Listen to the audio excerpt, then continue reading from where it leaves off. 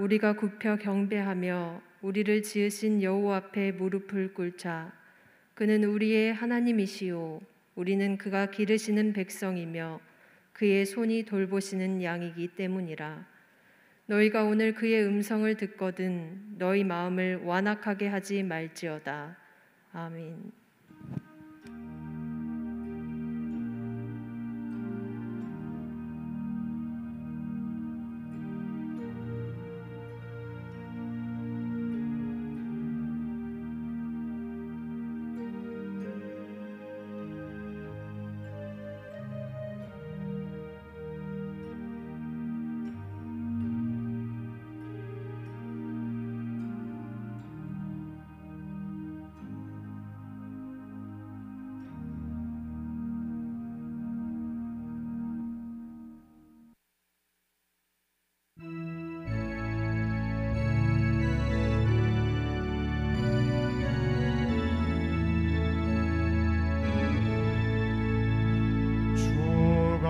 세상을 다스리니 그 위엄이 넘쳐나고 그의 나라와 주의 영광 온 하늘에 가득하다. 저 흉악한 마귀의 무리 다 멸망케 하시는 주, 이 찬양을 주께 드리니 큰 영광을 받으소서. 주가 권능의 손으로서 이 세상을 창조하니 그의 놀라운 창조 솜씨 만 백성이 경탄하네. 저 하늘의 별들도 모두 주 영광을 나타내어 늘 돌보아 주시는 주께 큰 영광을 돌립니다. 주가 세상의 피조물을 인간에게 다 맡기고 순종하라는 말씀으로 그 권위를 주셨도다. 온 땅 위에 주님의 위엄 늘 넘치며 가득하니 그 나라와 주님의 영광 온 천하에 찬란하다. 다 함께 한 목소리로 참회의 기도를 드리겠습니다. 하나님 아버지, 주님께서는 십자가를 지심으로 죄악 중에 있는 우리를 건져 주셨고 죽음과 멸망으로부터 구원해 주셨습니다. 그러나 이 큰 사랑을 받은 저희들은 주님의 은혜를 망각하고 옛사람을 벗어버리지 못한 채 살았습니다. 무엇이 하나님께서 금하신 죄악들인지를 알면서도 죄를 지었습니다. 무엇이 하나님께서 요구하시는 의로움인지를 알면서도 공의를 실천하지 않았습니다. 십자가 보혈로 죄 용서받은 감격이 있으면서도 저희들은 이웃을 용서하지 않고 살았습니다. 끊임없이 들려오는 성령님의 가르침을 외면하고 분노와 시기와 정죄 가운데 살면서 하나님의 영광을 가렸습니다. 사랑과 용서의 하나님, 저희들의 이 모든 죄를 용서해 주시고 이제부터는 성령님의 인도하심을 따라서 진리의 말씀을 행하며 살아가게 하옵소서. 예수님의 이름으로 이 고백의 기도를 드립니다. 아멘. 죄사함의 말씀을 들으십시오. 너는 마땅히 공의만을 따르라. 그리하면 내가 살겠고 내 하나님 여호와께서 내게 주시는 땅을 차지하리라. 아멘. 만국의 근원 하나님, 온 백성 찬송 드리고, 저 천사여 찬송하세. 찬송 성부 성자 성령.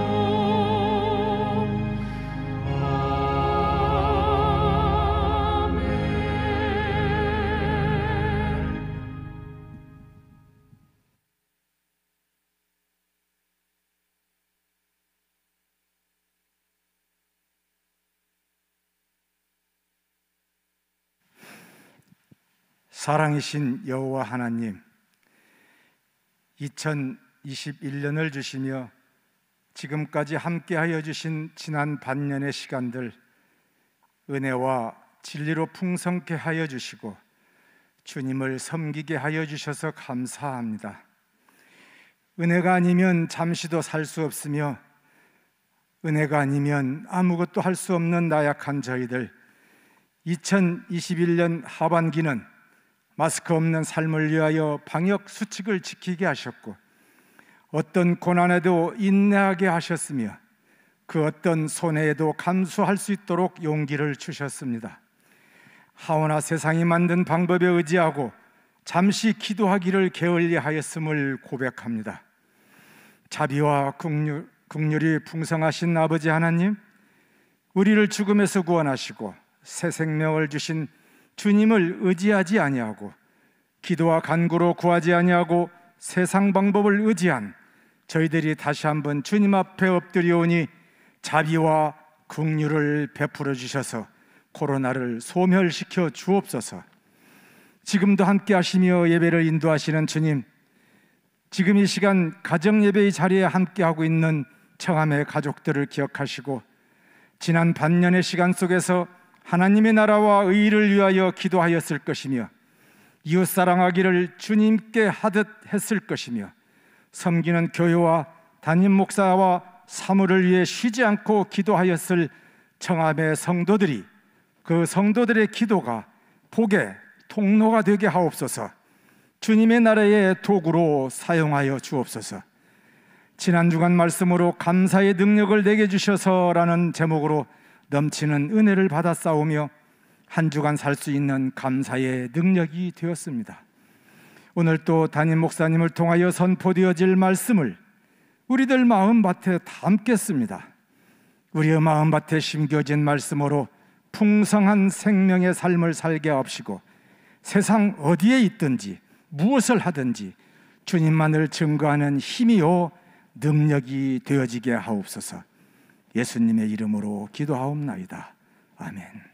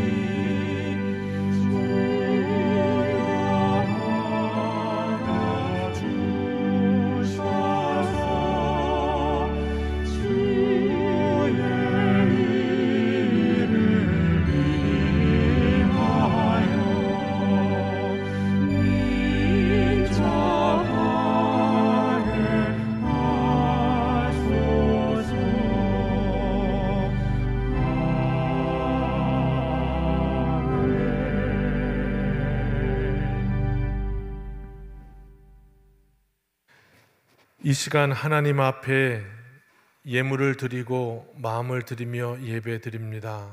하나님, 참 어려운 가운데 또 하나님 앞에 드리는 우리의 마음을 받으시고 이 시간도 역사하시고 다시 한번 또 거듭나 하나님께 영광 돌리는 예배가 되게 하시고 드려지는 기도의 제목과 또 예물마다 하나님께서 기뻐 받으셔서 응답하시는 또 산 예배 되게 인도하여 주옵소서. 예수님의 이름으로 기도드립니다. 아멘.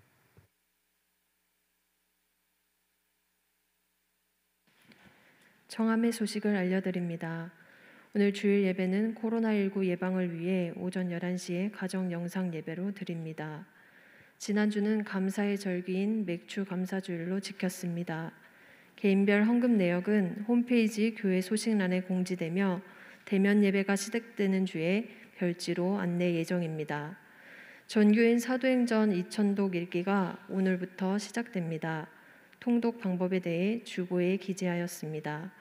계속해서 주일 예배 말씀이 사도행전 강해로 진행되고 있습니다. 힘껏 동참해 주시기 바랍니다. 오늘 교육국 예배는 온라인으로 진행됩니다. 유치부 여름성경학교 일정이 코로나19 예방을 위해 잠정 연기되며 추후에 다시 공지할 예정입니다. 어린이부 여름성경학교는 온라인으로 진행됩니다. 일정은 주보를 참고해 주시기 바랍니다. 선교헌금 완납 소식 있습니다. 주보를 참고해 주시기 바랍니다. 오늘 우리에게 주시는 하나님의 말씀은 사도행전 22장 1절에서부터 11절까지의 말씀입니다. 하나님의 말씀을 경외하는 마음으로 다 함께 일어나 말씀을 받겠습니다. 부형들아, 내가 지금 여러분 앞에서 변명하는 말을 들으라. 그들이 그가 히브리 말로 말함을 듣고 더욱 조용한지라. 이어 이르되 나는 유대인으로 길리기아 다소에서 났고 이 성에서 자라 가말리엘의 문화에서 우리 조상들의 율법에 엄한 교훈을 받았고 오늘 너희 모든 사람처럼 하나님께 대하여 열심히 있는 자라. 내가 이 돌을 박해하여 사람을 죽이기까지 하고 남녀를 결박하여 옥에 넘겼노니 이에 대제사장과 모든 장로들이 내 증인이라.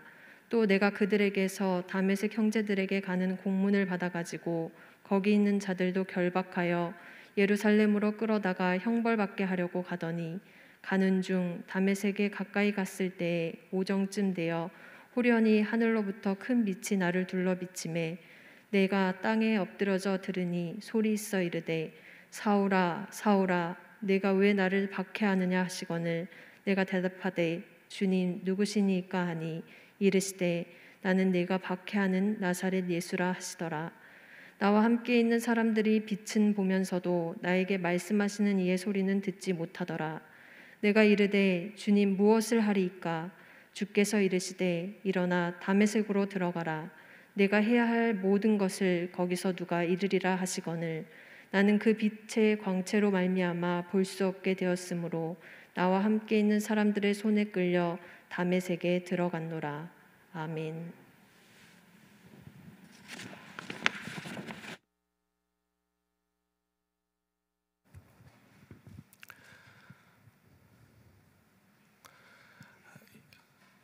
(1절) 말씀부터 보겠습니다. 이제 발언의 기회를 얻게 된 바울은 그 발언대에서 자신을 변호하는 대신에 그 자리도 복음의 기회로 삼아 복음을 전하게 됩니다. 부형들아, 이렇게 시작합니다. 이 부형들아라는 말에서부터 오늘 시작하죠. 사도행전 7장에 보면 스데반이 자신을 향하여 돌을 던지려는 이들에게 설교를 할 때 마지막 그 설교 때문에 부형들이여 들으소서라고 시작했던 바로 이 호칭이었습니다. 우리가 영어로 할 때 ladies and gentlemen 이렇게 얘기하잖아요.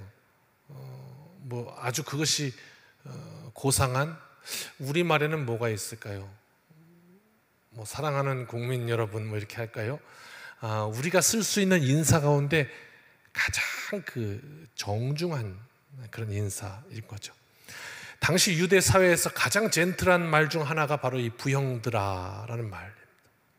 공동 번역은 형제들과 선배 여러분 이렇게 번역하고 있고요. 자기를 죽이려고 모인 사람들입니다. 그리고 자기를 지금 고소하고 있는 사람들이에요.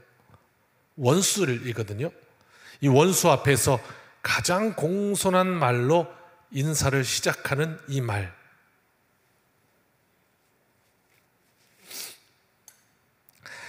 우리 말에 가는 말이 고와야 오는 말이 곱다고요. 평온하다가도 누군가가 나에게 작은 말 실수 하나 하게 되면 그 순간에 인상이 팍 찌푸려지고 얼굴 표정 몸짓 하나까지 전부 불친절, 이렇게 도배를 해버리는 우리 연약함 속에 도전을 던지는 거죠. 기분만 좀 나빠도 얼굴 표정이 일그러지는데 어떻게 저 바울은 자기를 죽이려는 사람들 앞에서 부형들아 이렇게 연설을 시작하는가 말이죠. 어찌 저리 냉정할 수 있을까? 답은 나왔죠. 그가 오직 복음에 몰두해서 자신이 죽어버렸기 때문입니다. 내가 죽는다는 의미를 다시 한번 또 깨닫게 됩니다. 내가 죽고 그리스도께서 사신다 하는 의미 말이죠. 내가 살아야 내 안에 혈기가 나올 텐데 내가 죽었으니 나오지 않았던 것이죠. 2절입니다. 그래서 그들이 이 바울이 히브리 말로 연설 시작함을 듣고 더욱 조용하게 되었습니다. 당시 사회의 공용어는 헬라어였습니다.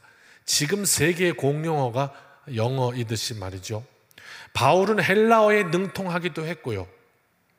그러나 히브리 말을 써야 하는 이유와 이 초점이 분명했습니다. 구원의 대상이 바로 지금 내 앞에 있는 이 원수들이었기 때문입니다. 내 감정은 중요하지 않았던 거죠. 나를 괴롭히는 이 원수, 나를 핍박하는 이 원수, 나를 잠 못 들게 하는 이 원수 말입니다. 그러나 그를 위한 배려를 베풉니다. 이유는 한 가지입니다. 사명 때문이었습니다. 오늘 우리가 살필 것은 도대체 그 사명이 뭐길래, 내게 있는 사명은 뭐길래, 이런 이야기입니다. 3절 말씀을 같이 읽어볼까요? 시작. 나는 유대인으로 길리기아 다소에서 났고 이 성에서 자라 가말리엘의 문하에서 우리 조상들의 율법의 엄한 교훈을 받았고 오늘 너희 모든 사람처럼 하나님께 대하여 열심히 있는 자. 그렇게 바울을 소개합니다. 길리기아 다소는 정치, 경제, 사회, 학문적으로 꽤 융성한 도시였습니다. 바울은 그리고 자신이 소개하는 대로 나면서부터 시민권자였습니다. 당시 로마 시민권은 대단한 거였는데요.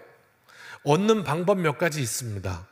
바울처럼 태어나면서부터 이렇게 세습되어서 부모에게서부터 내려오는 시민권이 있는 이들이 있었고, 또 시민권을 돈 주고 살 수 있었고, 그리고 세 번째 마지막 방법은 나라에 큰 공을 세웠을 때 나라에서부터 포상으로 시민권을 주기도 했습니다. 이 세 가지 방법. 아버지가 시민권이어서 시민권인 거, 그다음에 두 번째는 돈 주고 사는 것, 꽤 비쌌죠. 세 번째는 나라에 큰 공을 세워서 포상으로 받은 것, 이 정도였는데 바울이 날 때부터 시민권이 있었다, 이 말은 곧 아버지로부터 받았다 그 말이고, 그것은 무엇을 설명해 주냐면 바울이 자란 이 가정 형편, 환경이 꽤 상위층이었구나, 부유했구나, 이것을 우리가 알게 해주는 거예요. 부족할 거 없는 집안이었다 이 말입니다. 학벌도 장난이 아니네요. 소개하는 거 보니까 나 가말리엘 문화 출신이요. 당시 가말리엘은 바리새파 중에 진보주의 학파였던 힐렐 학파라고 부르는데요. 이 원조가 힐렐 아닙니까? 그래서 그의 이름을 따서 힐렐 학파가 만들어졌는데 이 학파의 원조였던 힐렐의 손자가 바로 가말리엘이었습니다. 대단한 거죠. 그래서 가말리엘을 보통 이제 이스라엘에서 선생님들에게 랍비어 이렇게 부르잖아요. 이게 이제 나의 선생님 그런 뜻인데, 이 가말리엘은 랍비라고 부르지 않고 그 더 윗단계라고 있는데 라반이라고 불렀어요. 랍비가 아니라. 그럼 이 차이가 뭐냐? 이걸 번역을 하면요, 랍비는 나의 선생님 그런 뜻인데 라바는 우리의 선생님 그런 뜻이에요. 훨씬 더 그러니까 큰 거죠, 스케일이. 예.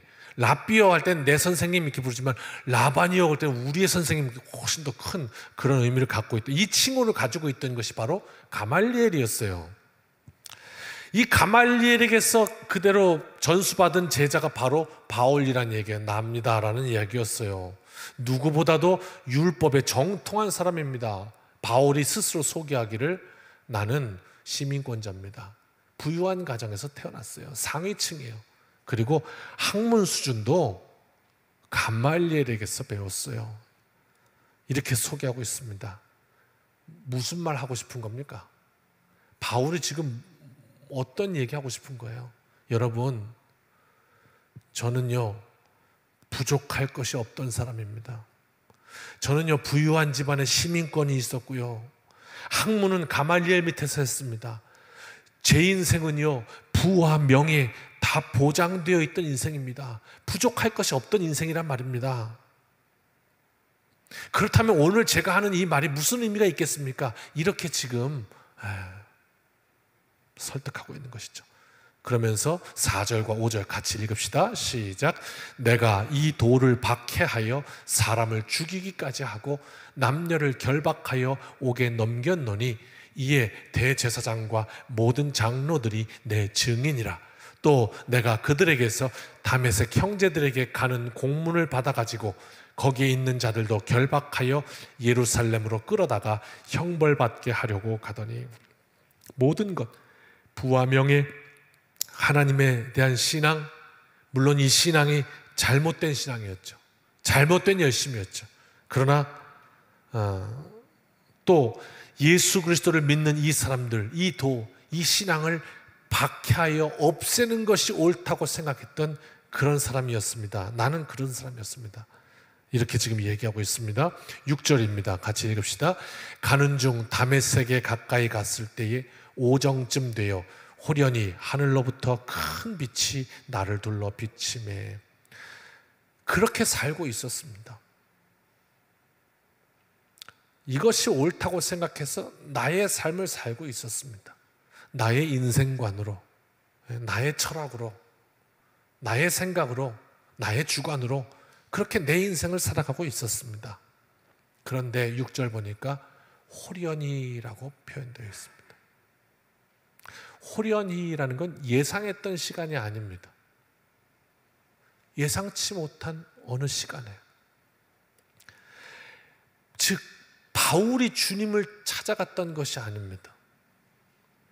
내가 무언가가 얻고 싶어서 배가 고프면 음식점을 찾아가고 또 어떤 물건이 필요하면 상점회를 찾아가듯이 내가 필요해서 주님을 찾아간 것이 아니었습니다.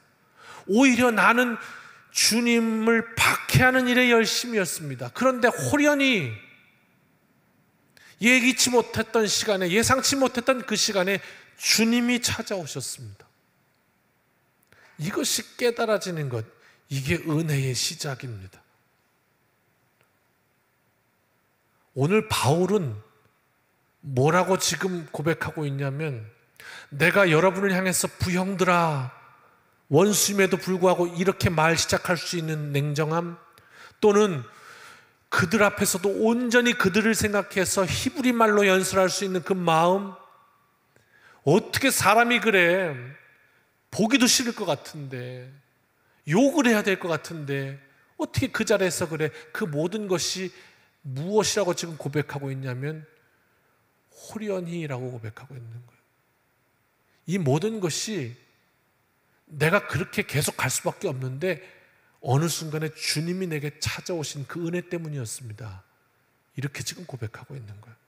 주님이 내 인생에 찾아오신, 먼저 찾아오신 것이 인정될 때 내 삶 속에 일어나는 기적이에요.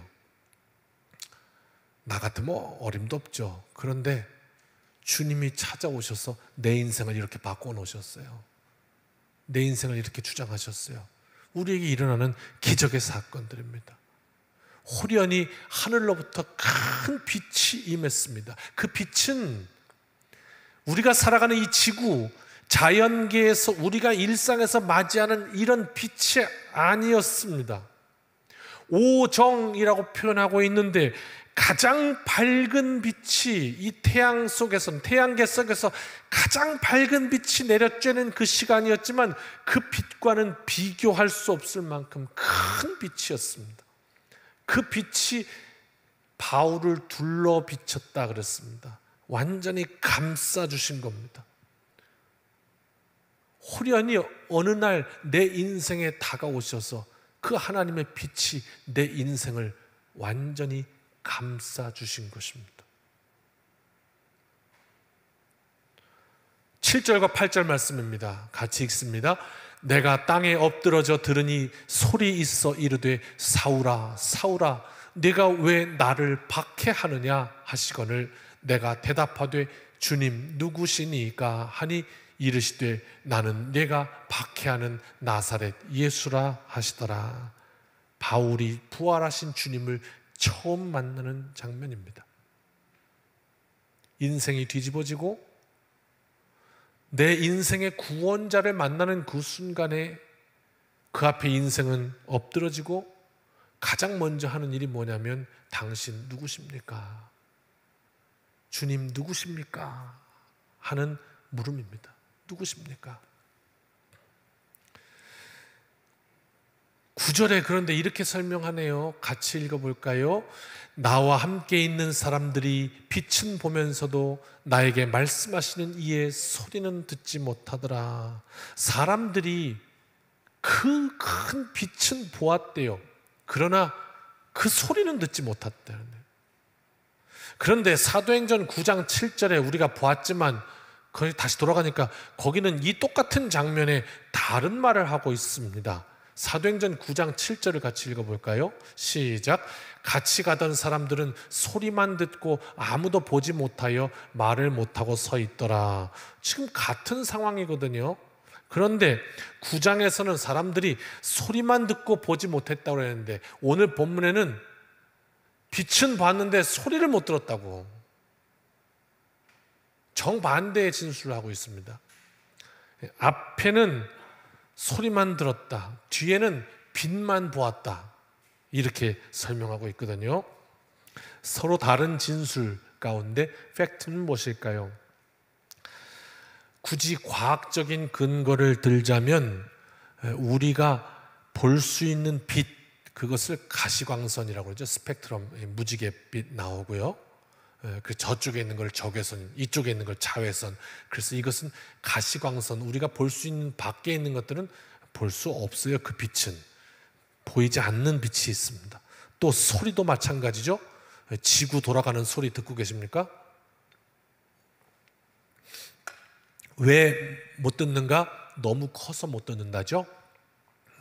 우리는 너무 작은 소리도 듣지 못하고 너무 큰 소리도 듣지 못합니다.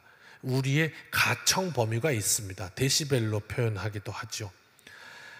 그렇다면 보는 것도 어느 범위가 있고 듣는 것도 어느 범위가 있어요. 사실 이 범위가 굉장히 좁습니다만은 우리의 착각은 뭐냐면 우리가 다 보고 다 듣는 것으로 착각하는 것이죠. 그렇다면 우주 만물을 지으신 하나님 전능자, 그분은 어떠실까? 그분의 임재 앞에 우리의 한계를 넘어서는 빛, 또 소리, 그렇게 다가오셔서 바울을 완전히 감싸주셨지만 같은 자리에 있으면서도 다른 이들은 소리도 빛도 그분이 누구이신지, 뭔가 들리는 것 같은데, 뭔가 보이는 것 같은데 그게 무엇인지를 몰랐던 거죠.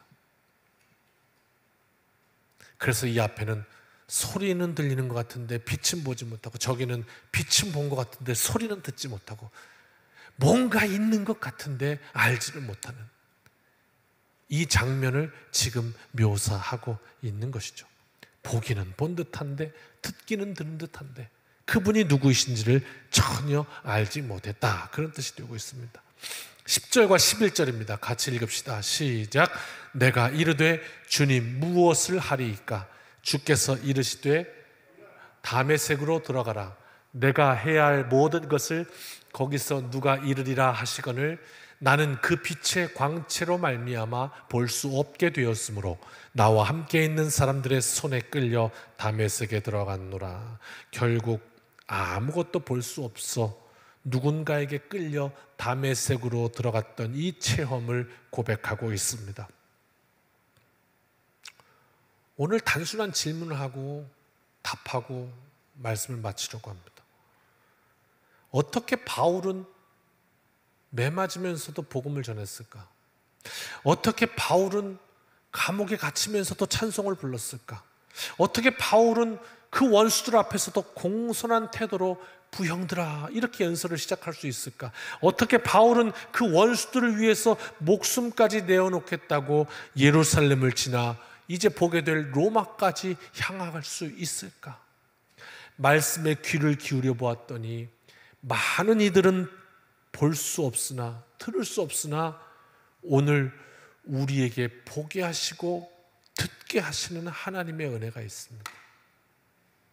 그걸 오늘 말씀은 바울을 통해 뭐라고 증거하냐면 호련히라고 말합니다. 그냥 내 인생에 찾아오셔서 볼 수 없고 들을 수 없는 것을 보게 하시고 듣게 하시는 겁니다. 한번 따라 해보실까요? 하나님께서 내 인생에 찾아오셨다. 바울은 지금 그 얘기하고 있는 거고 오늘 그게 우리의 고백이 되는 겁니다. 하나님이 내 인생에 찾아오셨어. 호련히. 바울이 바울 되기 전에 바울의 인생을 정리해 드릴게요. 첫 번째는 바울의 인생은 어떤 인생이었냐면 종교적 우월의식에 빠진 인생이었어요. 그리스도를 거부하고 예수님을 거부했잖아요. 그리고 예수 믿는 사람들을 잡아다가 박해하고 죽이고 했던 가장 중요한 이유가 뭐였냐면 이방인에게도 구원이 있다는 사실이었어요. 그것 때문에 그렇게 잡아다 죽인 거예요. 이게 특권의식인 거예요. 왜? 구원은 나만 받아야 되는데 저놈들한테도 구원이 있다고 못 견디는 거예요. 이게 뭐예요? 바울의 인생이었습니다. 엄청난 교만과 착각 속에 빠져 살았던 것이죠. 그렇게 허우적됐던 거예요, 그 인생이. 두 번째, 바울의 인생은 어땠느냐? 잘못된 지식이었어요. 바울은 가말리엘에게 배웠다고 그랬어요. 권위가 있는 거예요. 어디 가나 인정받는 거예요. 배웠네, 좀 가방끈 좀 기네, 그랬던 거예요. 그런데 세상적으로는 인정받는 똘똘이었지만 그러나 그 인간의 내세울 만한 그것이 결국 그의 인생을 어떻게 인도했는가? 주님의 뜻과는 정반대로 네가 나를 핍박한다 이렇게 얘기한 것처럼 그 자리에 서게 했던 거, 그게 바울의 인생이었어요. 세 번째, 바울의 인생은 잘못된 열심. 엄청나게 열심히 살았는데 열심히 산 만큼 잘못됐어요. 뭘 위해서 사는 거예요? 그거 언제 알죠? 죽기 전에 알아요. 내가 잘못 살았구나.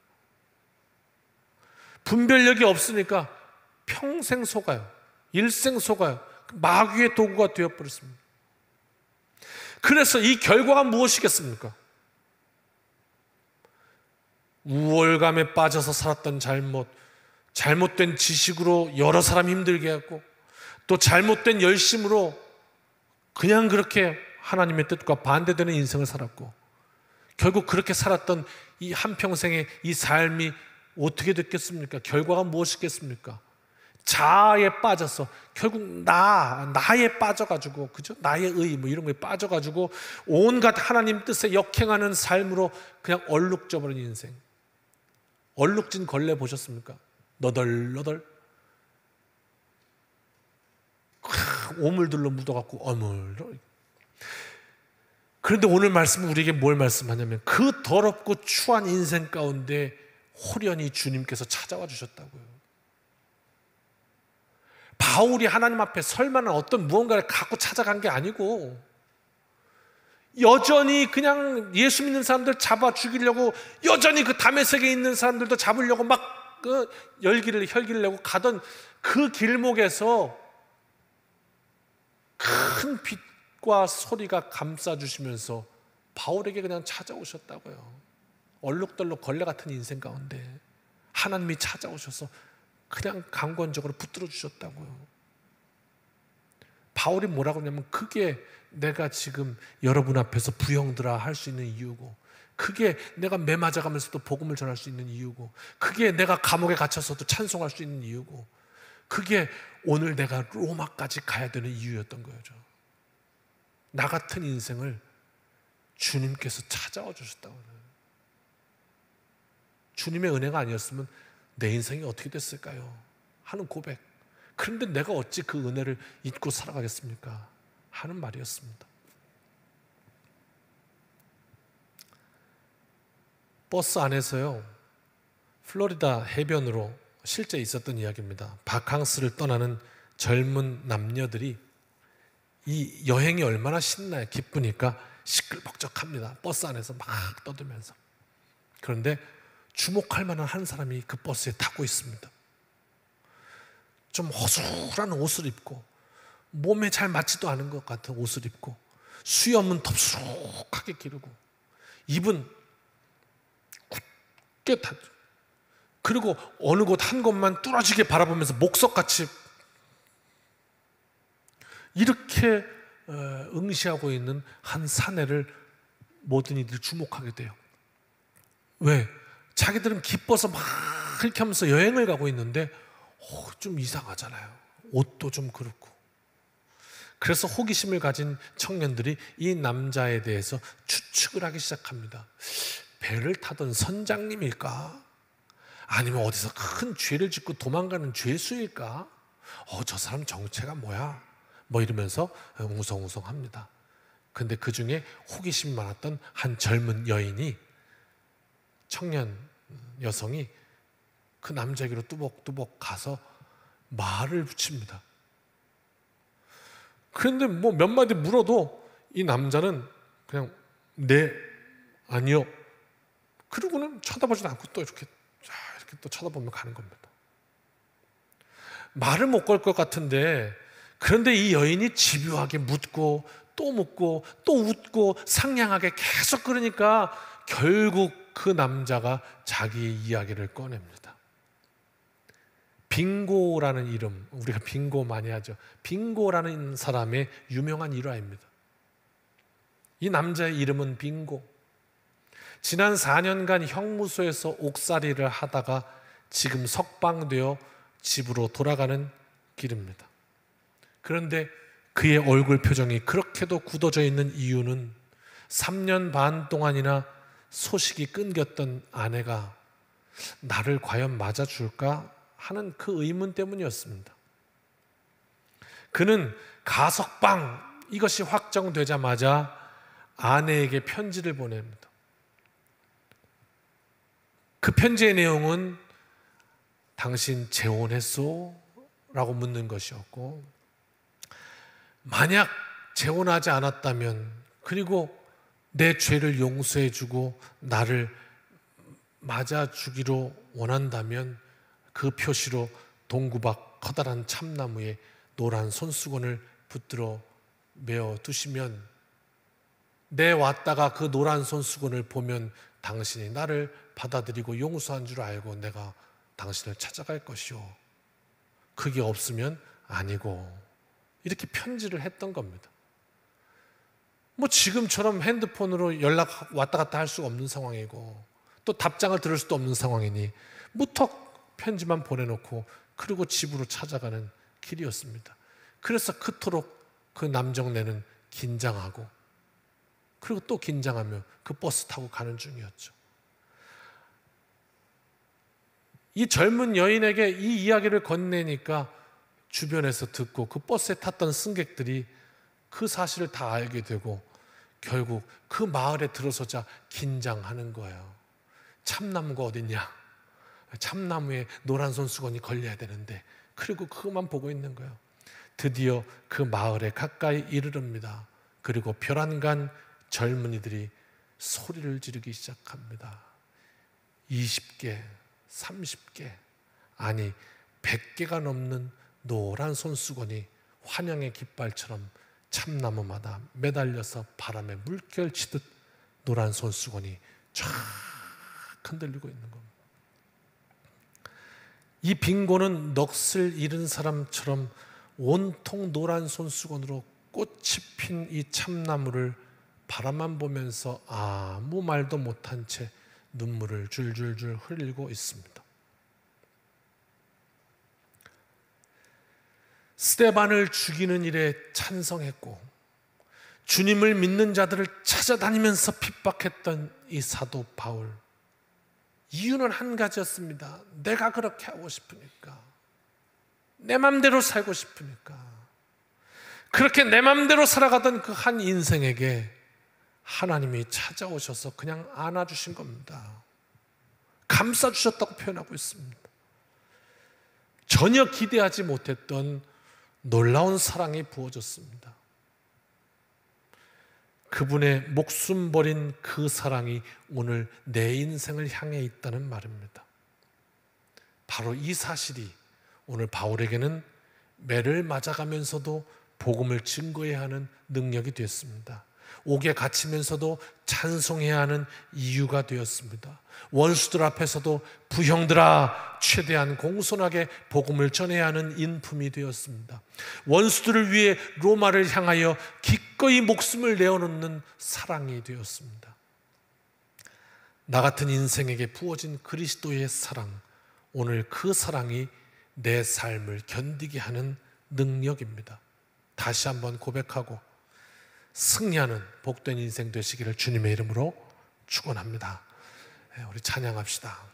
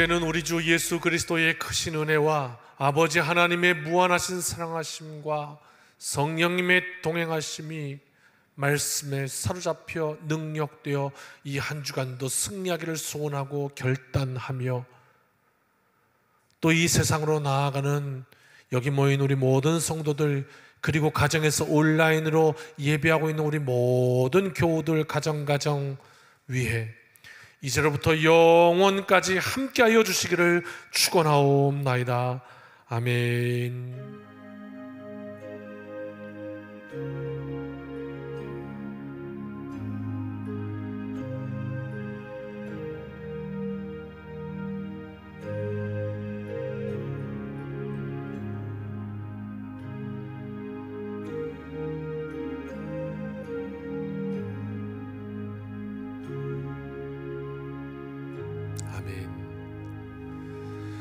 사랑하는 성도 여러분, 이 한 주간도 주님의 은혜로 승리합시다. 아멘.